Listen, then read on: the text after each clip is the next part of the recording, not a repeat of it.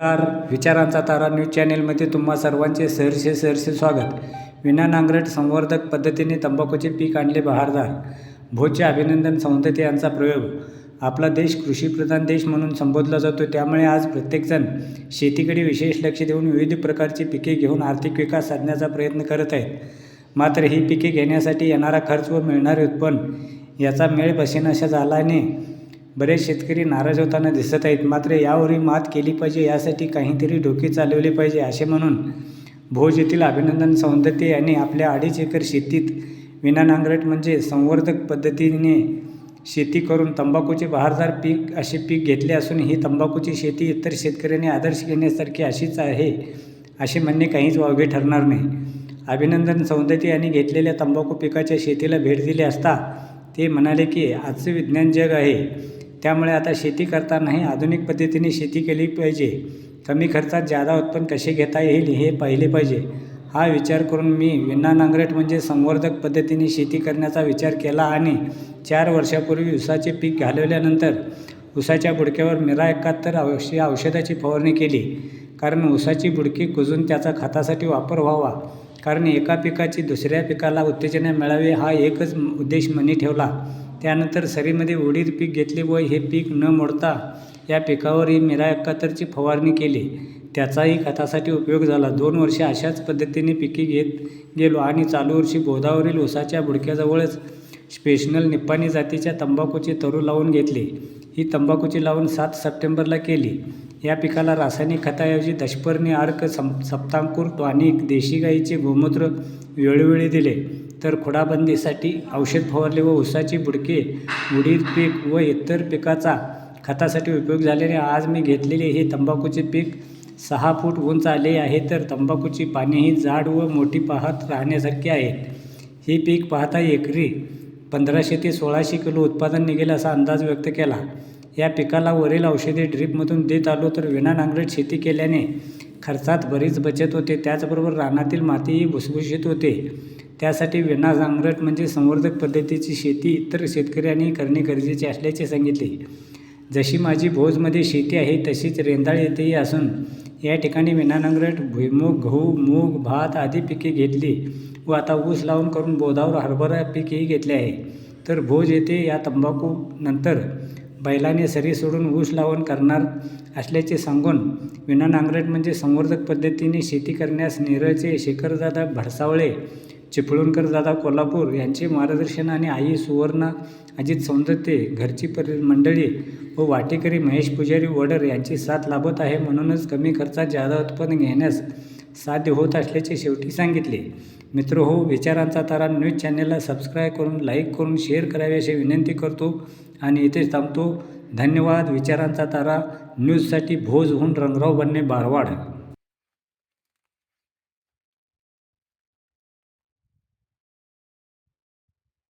नमस्कार शेतकरी मित्रांनो.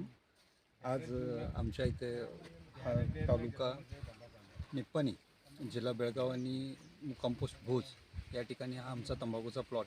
या तंबाखूच्या प्लॉटला आम्ही SRT पद्धतीची शेती केलेली आहे. SRT पद्धतीची शेती म्हणजे सगुणा रिजनरेटिव्ह टेक्निक म्हणजे पुनर्जीवित शेती असं या शेतीला म्हटलं जातं. यामध्ये कुठल्याही पद्धतीचं आऊट करायचं नाही आहे, कुठल्याही पद्धतीचं ट्रॅक्टर घालायचं नाही आहे, ट्रॅक्टरची कोणतीही आऊट नाही आहे आणि विदाऊट नांगराची शेती याला म्हटलं जातं. त्या पद्धतीच्या ह्या शेतीमध्ये हा तंबाखूचा आमचा प्लॉट इतका मोठ्यांनी छान आणि सुंदर उभा राहिलेला आहे. अशा पद्धतीचं हे प्लॉट उभा करत असताना जे आधीचे लावण आणि खोडवा ऊस पीक गेल्यानंतर त्याच बुडक्यावर आम्ही मिरा 71ची फवारणी केली, म्हणजे जेणेकरून त्याचं सेंद्रिय कर्वाची निर्मिती होण्यामध्ये खूप मोठा मोलाचा वाटा त्यामध्ये ऊसाच्या बुडक्यांनी आणि मुळांनी दिला. म्हणजे कसं असतं मित्रांनो की तुमचं पानापेक्षा फांद्यामध्ये जास्त खत असते, फांद्यापेक्षा तुमचं खोडात जास्त खत असते आणि खोडापेक्षा मुळामध्ये जास्त खत असते.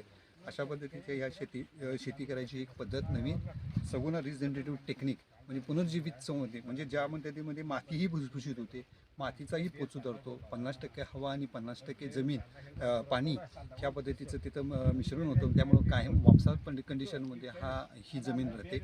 त्याचबरोबर ऊसाची बुडकी आपण जर बघायला गेला लावण आणि खोडवीची तर त्याचे अवशेष अजून या ठिकाणी आहेत. आपल्या इथं ऊसाच्या ह्याच्यामध्ये अशा ऊसाचे अवशेष आहेत. त्याचं पूर्णपणे आता खताच्या चहा पावडरसारखं रूपांतर झालेलं आहे. म्हणजे पूर्ण सेंद्रिय खतात त्याचं रूपांतर अशा पद्धतीनं झालेलं आहे. तर यामध्ये आम्ही जूनच्या पावसाला याचमध्ये कुठलेही आऊत न करता उडीद घातलं.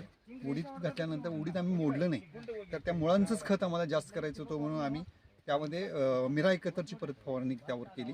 मिरा एकत्रची फवारणी केल्यानंतर ते तिथंच आता उदबत्त्याच्या काड्या कशा राहतात त्या पद्धतीने राहिलं. आणि त्यावरच आम्ही बोदावर तंबाखूच्या बुडक्यावर सरीच्या बोदावरच आम्ही तंबाखूची लावण केली. आणि हा असा पद्धतीचा तंबाखूचा प्लॉट इतका छान आणि सुंदर, म्हणजे जवळजवळ 5 फूट 9 इंच माझी हाईट आहे मित्रांनो. तर जवळजवळ 5-6 फुटाच्या आसपास हा तंबाखू झाला आहे. तरी झाला आहे, पण तो खालचं पानसुद्धा अगदी मोठं तजेलदार झालेलं आहे. कुठल्या पद्धतीचं घळ झालेलं नाही की जास्त पानं ठेवली असली तरी पण. आणि वरचंही पान भरणीसाठी योग्य होत चाललेलं आहे. भरणीचं मोठं पान होत चाललेलं आहे. अजून हा प्लॉट तुटण्यासाठी आम्हाला 1.5-2 महिने लागेल. त्याचबरोबर औषधाच्या फवारणी काही केल्या आम्ही. त्यामध्ये दशपर्णी अर्क, सप्तांकुर टॉनिक हे घरच्या घरीच बनवून आम्ही थोडेफार मारले. ठिबकमधून आम्ही गोमूत्र, देशी गाईच्या गोमूत्राचा जास्तीत जास्त वापर केला. मग त्यामध्ये थोडं रासायनिक आणि ह्याचं जैविकचं मिश्रण करून आम्ही हा प्लॉट उभा केला. तर इतका सुंदर हा प्लॉट मित्रांनो उभा राहिलेला आहे.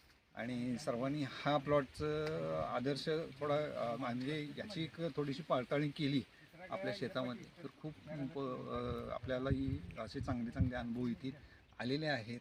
आणि हे आता माझं हे जवळजवळ 4थं पीक उभं आहे या शेतामध्ये, विदाऊट नांगराच्या शेतामध्ये. धन्यवाद मित्रांनो.